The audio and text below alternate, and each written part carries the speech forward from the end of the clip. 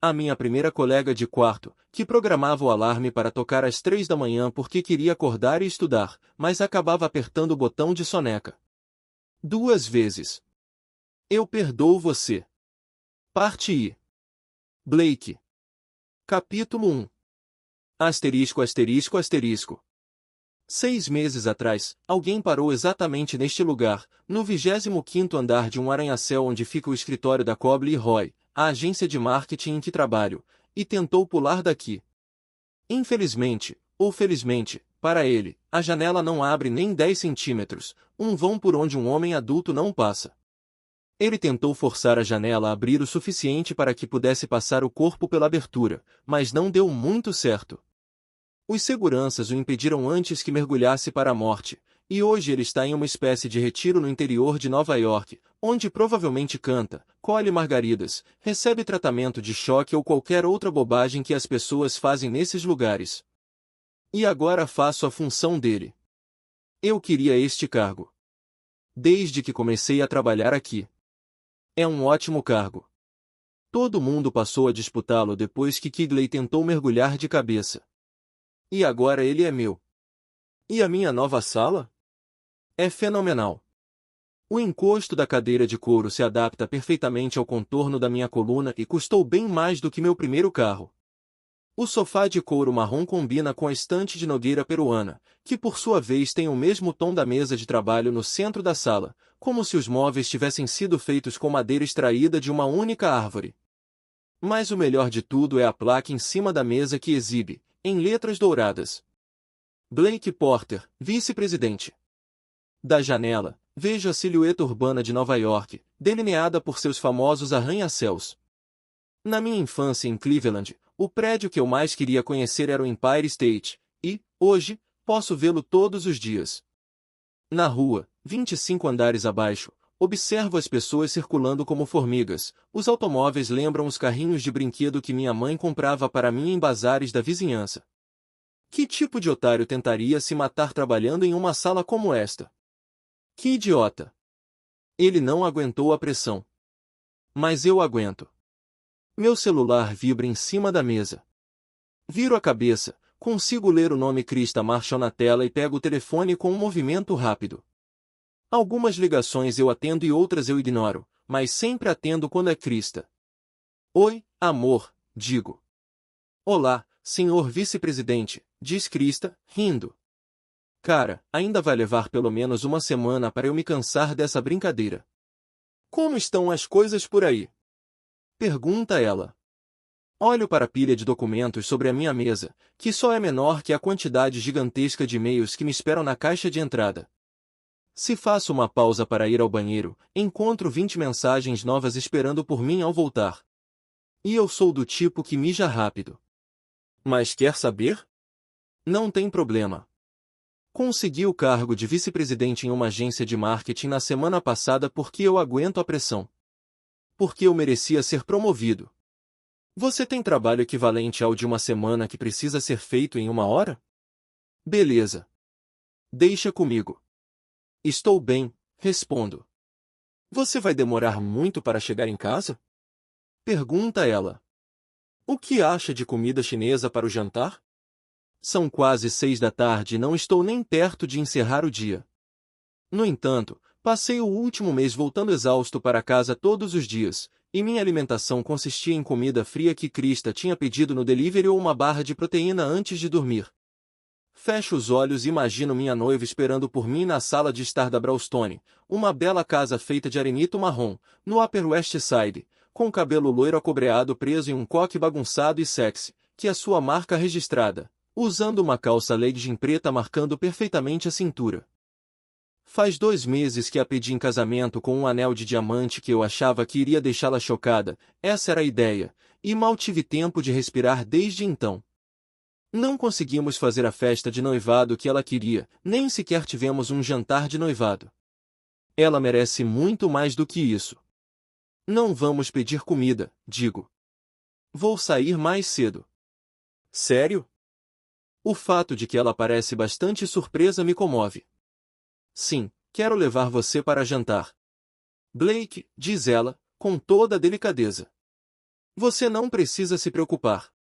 Se você tiver que trabalhar, eu entendo. Você é mais importante. Uso um tom de voz firme, do tipo que as pessoas não conseguem rebater. Vamos jantar num lugar bem legal, então guarde a fome. Chego por volta das 7h30. Ela parece tão feliz. E o trabalho ainda vai estar aqui amanhã. Além disso, posso pegar meu notebook e trabalhar um pouco em casa depois que ela for dormir. Estou adorando a vida doméstica com Krista. Quando eu tinha 25 anos, morar com uma mulher era algo inimaginável, mas tem sido ótimo. Tão bom que decidimos até ter um bicho de estimação, um acordo tácito de que seria um bom teste antes de termos um filho. Pensamos em adotar um gato ou um cachorro, mas nos demos conta de que seria responsabilidade demais, então optamos por uma fêmea de peixinho dourado. Nós a batizamos de Gold. Admito que peixinhos dourados não são particularmente carinhosos, mas já me sinto apegado. Porém, preciso aprender a estabelecer um equilíbrio entre o trabalho e a vida pessoal. Precisava ser promovido para proporcionar a Krista e a mim mesmo a vida que a gente quer, a vida que ela merece, que com sorte será melhor que a vida que minha mãe teve. Precisava ser promovido para pagar as contas, porque o financiamento do meu imóvel estava consumindo o meu salário todo. Minha família era humilde, e eu odiava isso. Meu pai tinha uma loja de ferragens e mal conseguia sustentar o negócio, então tomei providências para garantir que a minha vida fosse diferente. Nunca mais quero ter que me preocupar com a possibilidade de a energia ser cortada. Guardo o celular no bolso da minha calça feita cuidadosamente sob medida. Vou resolver algumas coisas rápidas aqui e depois vou embora. Mas, antes de voltar para minha mesa, dou uma última olhada pela janela. Meio que consigo ver meu reflexo no vidro. Com quase 1,80 m, sou do time dos altos e tenho o cabelo castanho, que sempre mantenho bem curto, porque não gosto quando ele começa a encaracolar. Uma covinha discreta no queixo e olhos castanho escuros um pouco próximos um do outro, mas que já foram descritos como intensos, o que considerei um elogio. Blake? Desvio o olhar da janela. Stacy, a secretária do meu chefe, está parada em frente ao batente, com a mão fechada, pronta para dar uma batidinha na porta aberta a fim de chamar minha atenção. E conseguiu. Com uma saia dessas, sim, meu Deus, ela chamou muito minha atenção. Oi, Stacy, digo. Tudo bem? Wayne quer falar com você. Confiro de novo o meu relógio. Está tarde para uma reunião. Agora? Ele disse imediatamente. Ela não está me olhando nos olhos como normalmente faz. Está encarando o tapete oriental no chão, como se fosse a coisa mais interessante que já viu. E penso comigo mesmo, que estranho. Tá bom, concordo. Já vou. Enquanto me afasto da janela e vejo Stacy sair da sala, não tenho ideia de que, dentro de 5 minutos, minha vida vai desmoronar. Capítulo 2. Asterisco asterisco asterisco. Faz uma década que Wayne Vincent é meu chefe, desde que me formei na Universidade de Nova York. Foi ele que me contratou. Tudo o que sei sobre marketing aprendi com Wayne. Ele me ensinou a desenvolver uma campanha, a elaborar um orçamento, a analisar a concorrência e o mercado. Nesses 10 anos, ele teve 2 esposas, ganhou e perdeu uns 20 quilos e nós dois já consumimos juntos o equivalente a um caminhão de bebidas alcoólicas. E, neste exato momento, ele parece furioso. Sentado à sua mesa de mogno, que é bem maior do que a minha, Wayne me fuzila com o olhar assim que apareço na porta da sala. Hesito antes de entrar, então ele aponta o dedo para a cadeira em frente à mesa e ordena. Sente. Não sei do que se trata. Assumi a vice-presidência há uma semana e estou fazendo um bom trabalho. Na verdade, estou fazendo um ótimo trabalho. Seja qual for o problema, deve ser besteira. Fico na defensiva. Mas, mesmo que esteja errado, ele ainda é meu chefe, então me ajeito no assento da cadeira. Wayne, o que aconteceu? Ele cruza os braços musculosos diante do peito largo que seu terno caro mal consegue cobrir. Me diga você, Porter. Ele me chamou pelo sobrenome. Ele nunca me chama assim. A campanha da Clemente está dentro do cronograma, digo. Vou ter um mock-up pronto na sexta-feira. Ou quinta, se você precisar. Posso terminar um dia antes. Quem é que precisa dormir, não é? Então ele diz algo que me deixa chocado. Você vazou a campanha da Henderson. O quê? Dá para ver suas entradas ficarem avermelhadas. Você entregou nossa campanha inteira para a concorrência. Você deixou que eles a roubassem de nós, seu ladrão filho da puta. O quê? Fico boquiaberto. Não sei do que você está falando. Sei que foi você, Blake. Ele rende os dentes. Só quero saber quem foi o seu contato e quanto você ganhou pelo serviço. Wayne. Quanto você ganhou, Porter? Wayne. Um mal-entendido, foi isso que aconteceu. Pigarreio. Juro para você, eu jamais. Mentira, diz ele, e sinto seu cuspe atingir meu rosto. Você já era, Porter. Pegue suas coisas e vá embora. O quê? Wayne. Eu me levanto da cadeira com um pulo, meu coração está na boca. Como você pode pensar que eu faria uma coisa dessas com a empresa, ou com você? Não sei por que você acha que eu... Eu disse vá embora. Pela cara dele, consigo ver que não se trata de uma pegadinha. Ninguém vai sair de um armário com um bolo surpresa e me parabenizar pela promoção.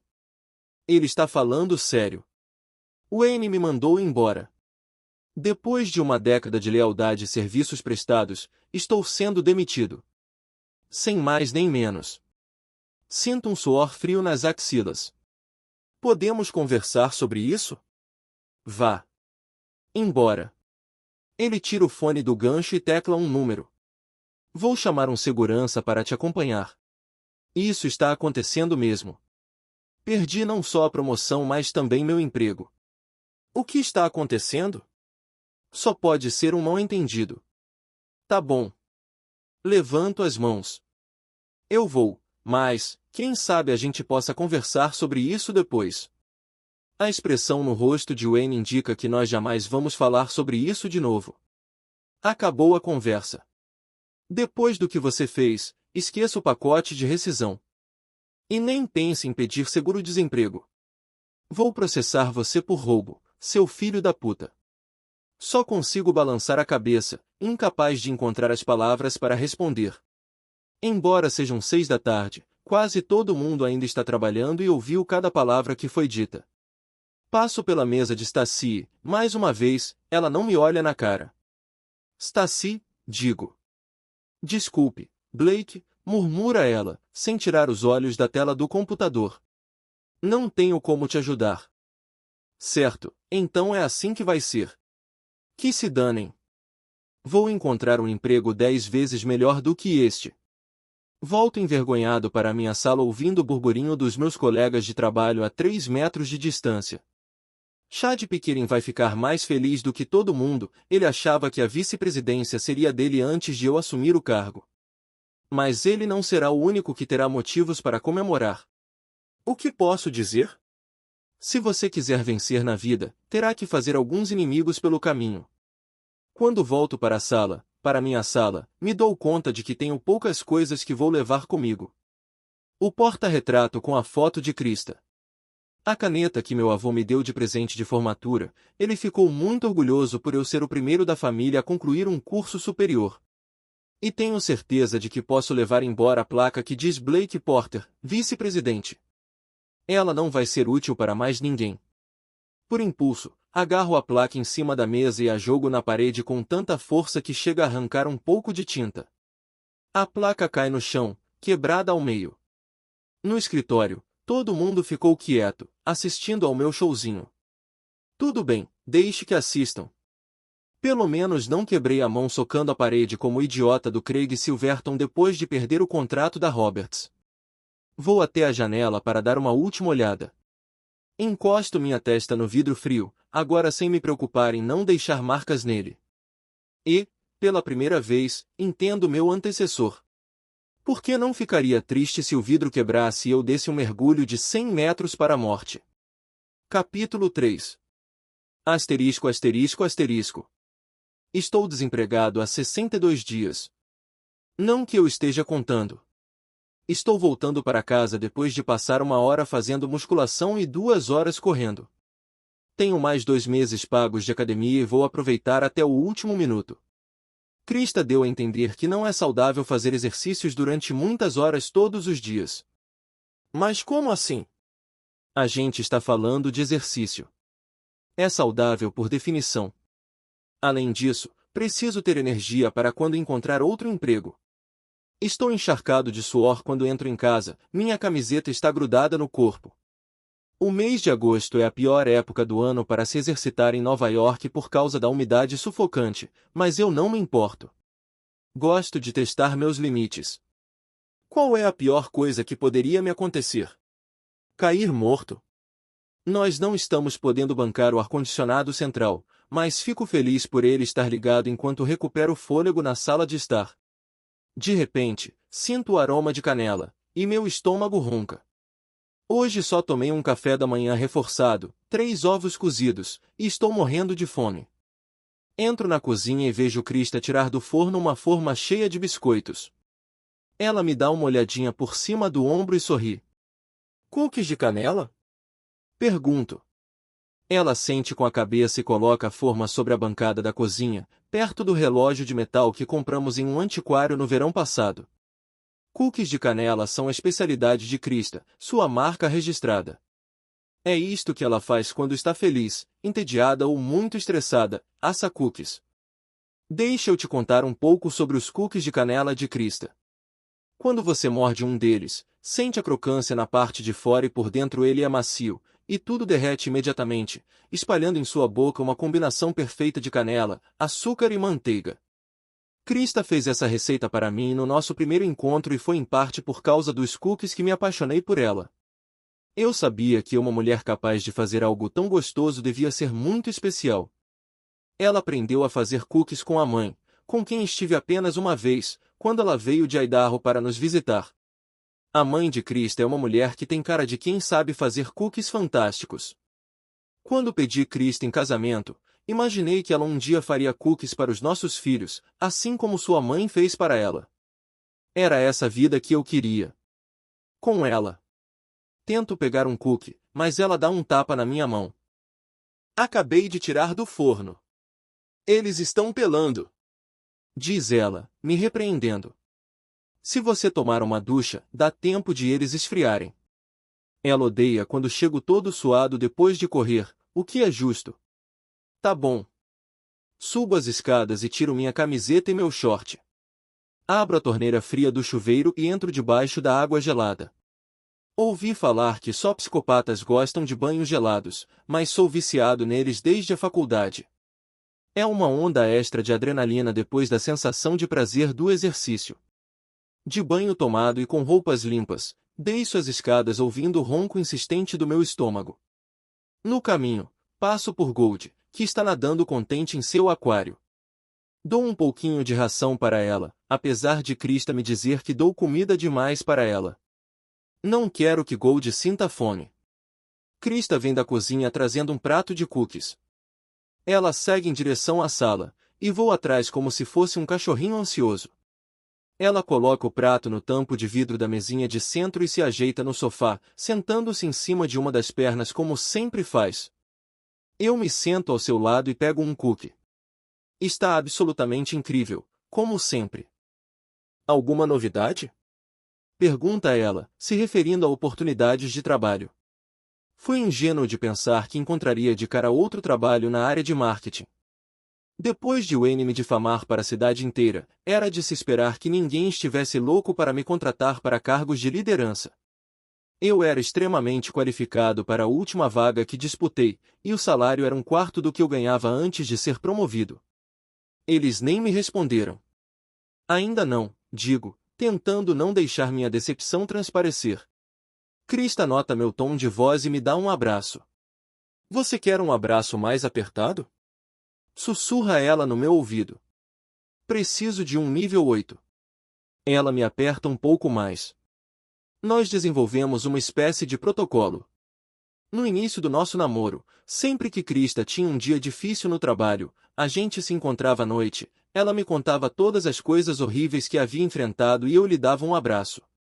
Como ela reclamou que meu abraço não era apertado o suficiente, criamos uma escala de 0 a 10 para determinar a intensidade do abraço que precisamos ganhar, dependendo do quanto nos sentimos mal em um determinado momento.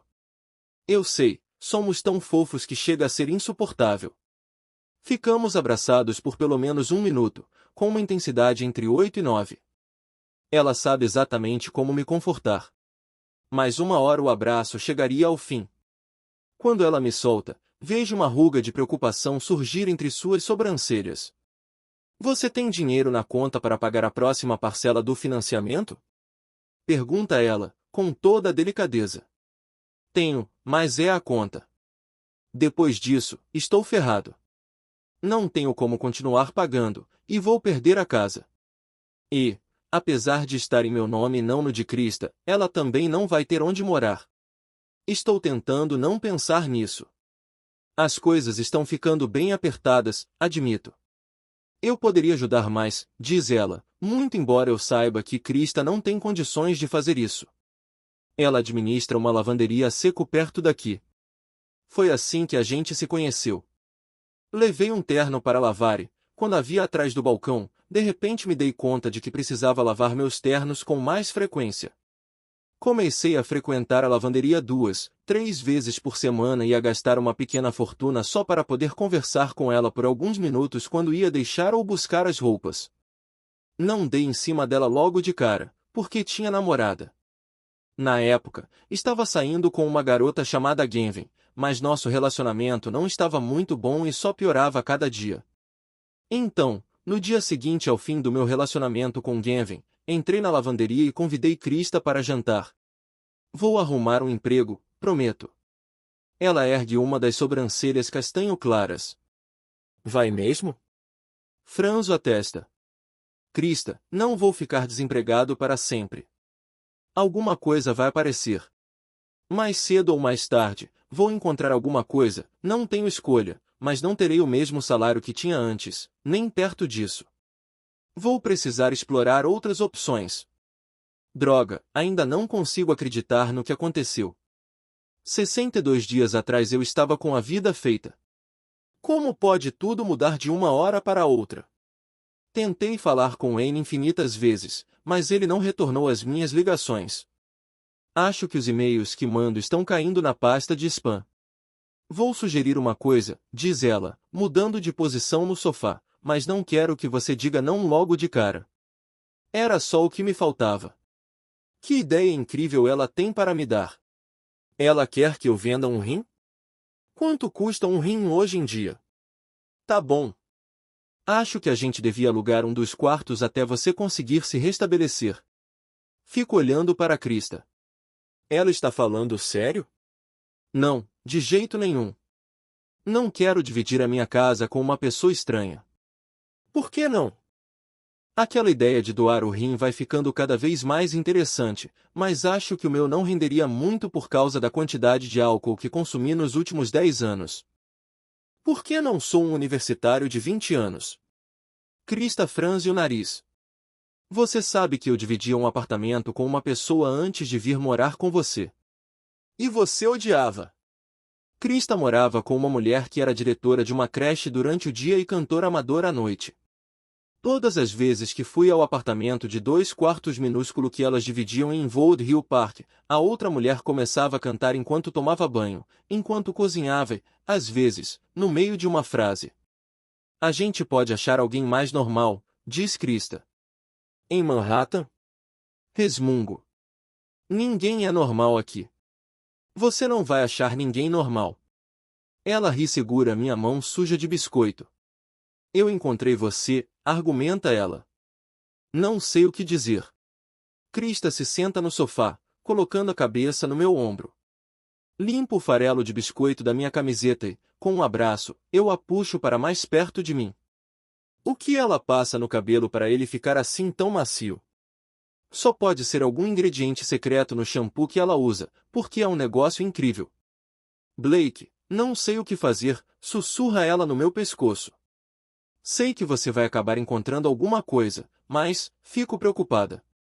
Não é só você que está preocupada, meu amor. E se, ela ergue a mão esquerda, o diamante do anel de noivado brilhando sob as luzes da casa. E se eu vendesse o anel?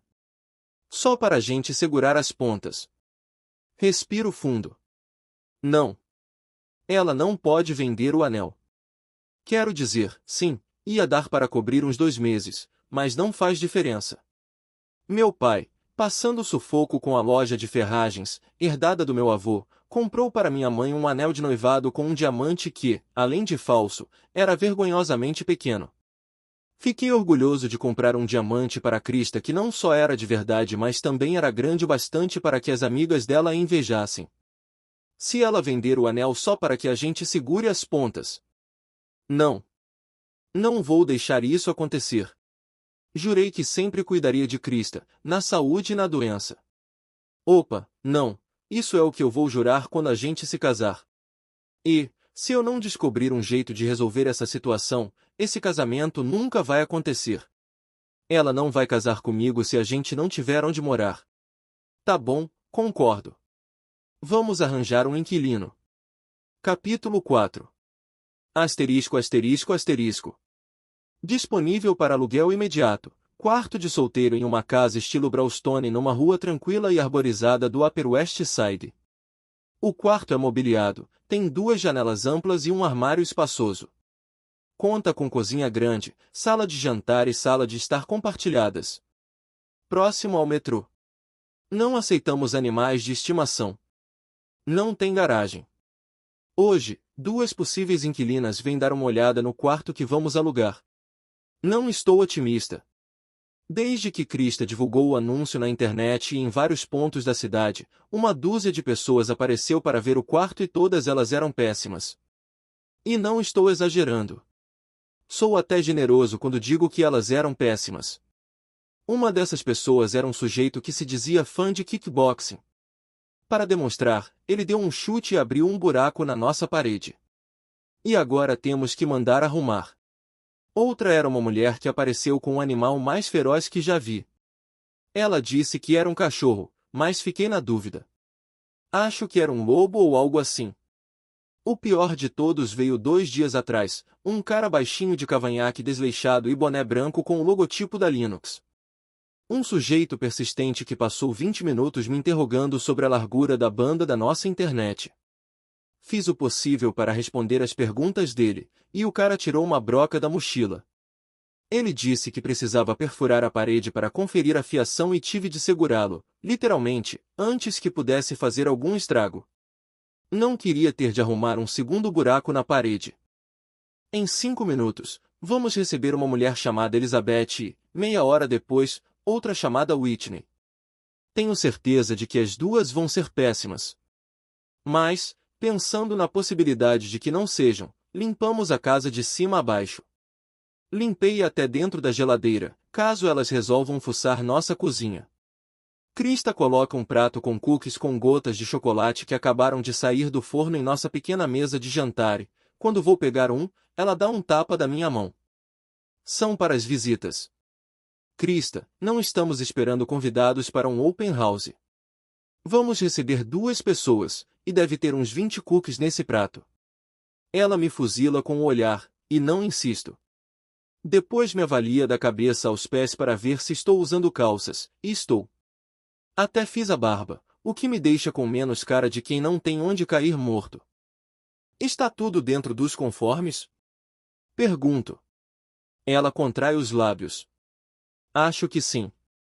Krista, digo, olhando para baixo, você viu que a sua blusa está cheia de farinha? Krista leva um susto quando vê que sua regata vinho está toda suja. Ela tenta limpar com a mão, mas acaba espalhando a farinha ainda mais. Deixa eu te ajudar, digo, e ela não acha graça nenhuma quando aperto seus seios.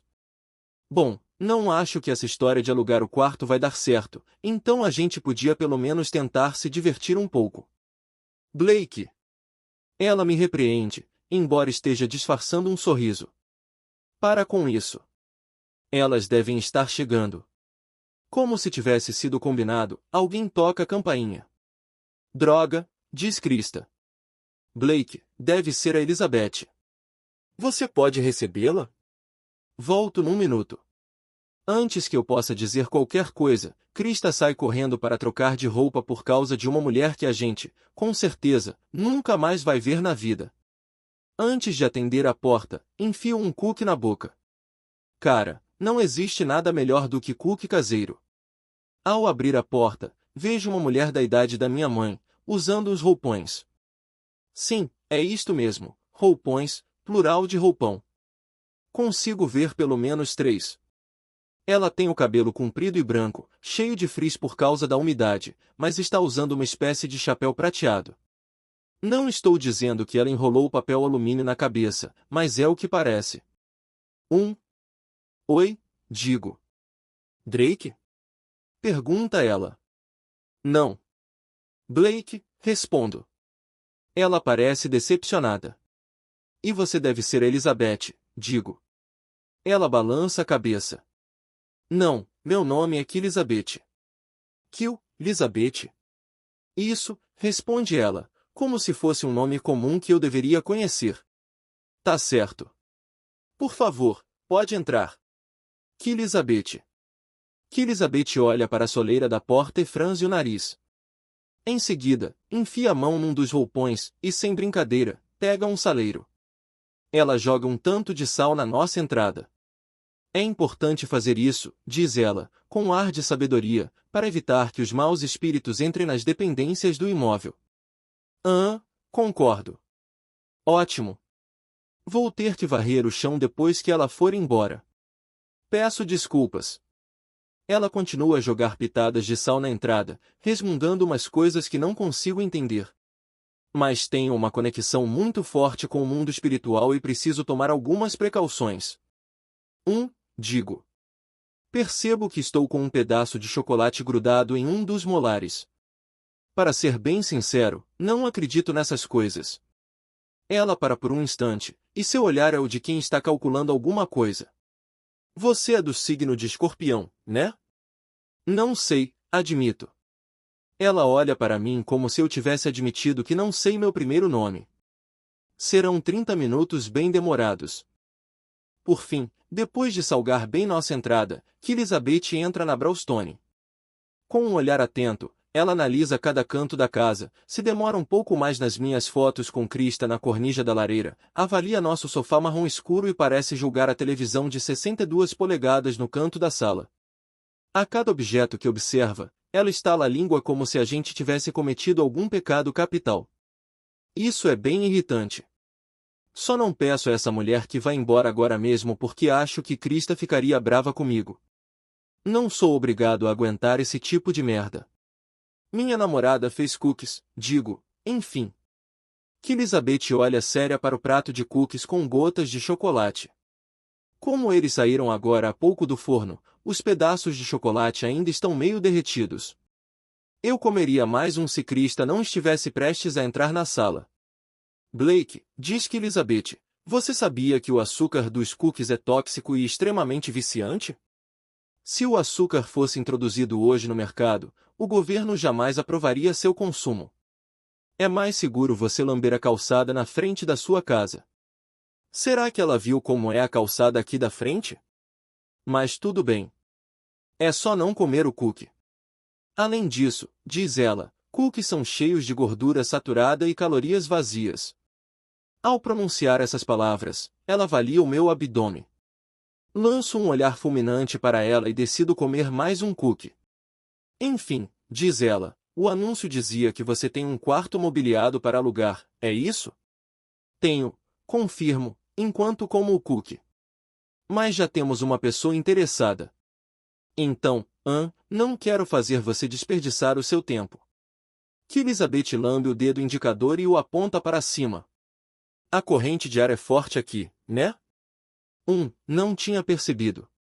Você sabe o que isso significa, não sabe? A expressão dela é muito séria, como se estivesse prestes a revelar os segredos do universo.